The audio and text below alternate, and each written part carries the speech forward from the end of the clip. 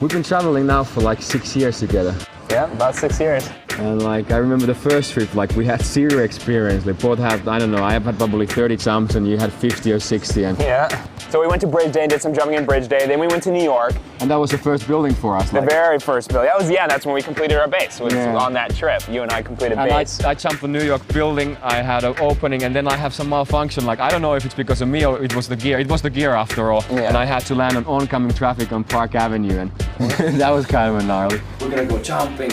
So I want to say if something goes wrong, I didn't really want to do it. This chef guy made me do it. I remember we got there, and it was our first time really doing that kind of jump where you're like kind of sneaking onto like, you know, private property, and you know, it's under construction, so you're really not supposed to be there. And it was our first kind of, not really super high profile because there really was no one around, but still, it was a building. For us, like we thought we were scared, like we were sitting up and the cops are looking, and like no one really cares. Like, no, it was really scary. I remember standing there and watching you step off with a really good body position, and you had a perfect on-heading opening. And then I remember looking down and watching your canopy just go.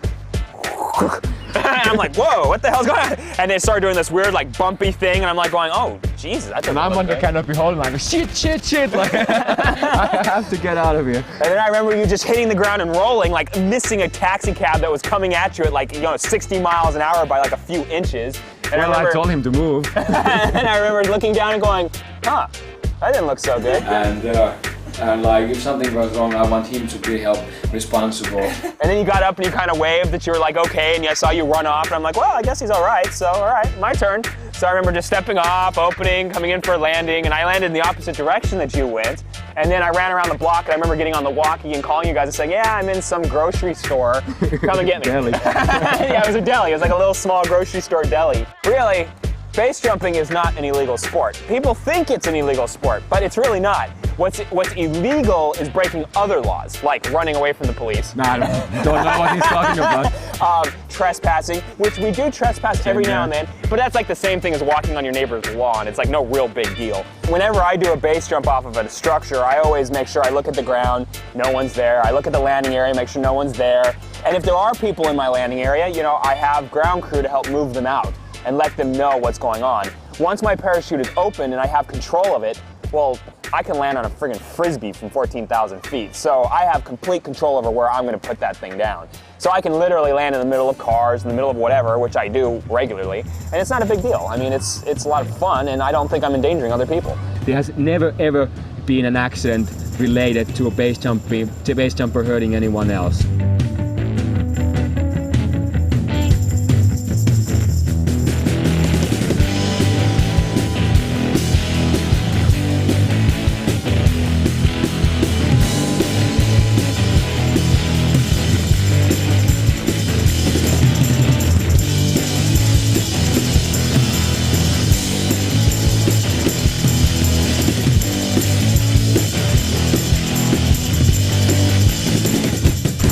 And then we went back to New York that night. Yeah. And that night we were staying in the Palace Hotel, which is a really nice hotel on Madison Avenue.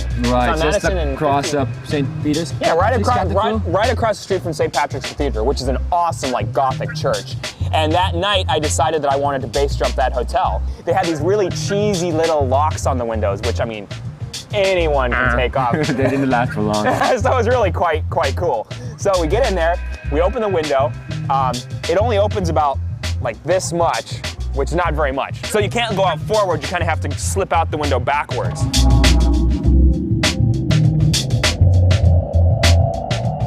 It's kind of a gnarly jump because the outside of the building is completely sheer. So there's nowhere to stick your feet and there's nothing really to hold on to. So you kind of have to go out the window backwards, hanging like in a really awkward like position where you have no leverage, and then you have to turn around. And all of this time you have to try not to fall over. Because if you fall from, you know, a 500 and something foot building, you're gonna drop straight down. You're not really sure where your parachute's gonna open. So falling could get you hurt if your parachute opened and struck you, turned back into the building and you struck the building. It would be not good for you. So it's really scary, and I was really frightened, like holding onto the window, and I really didn't want to fall. And I'm like trying to turn around, and the angle was weird. And when I finally turned around, I'm looking down, I see this huge Gothic cathedral in front of me. I'm just like, it was really scary. Yeah. I was one of the few jumps I've actually been like shaking. My whole body was like shaking. I was so scared. And in the window, you can actually see in the video, you see my little No, your legs are my feet are like shaking. I'm like, oh God. And I remember I'm like waiting for like a light to turn red because there's like traffic, there's cars moving and stuff. And that's actually like when jumps in New York, you have to wait. Like that's your landing pattern. You wait for the light to turn red and then you jump. Yeah, you wait for the light to turn red, and when the light turns red, the traffic stops, and that's your time to go. And I stepped off, and man, that was a scary jump. How's it going, man? Where you came from? The sky. How's it going, guys? I really, I look back on what we were doing, and man, it was a lot of fun, but boy, we had no clue. No. I think that helped us, because if we really had an idea of how dangerous what we were doing was, I would not have I think we would have done it, because it was like, wow.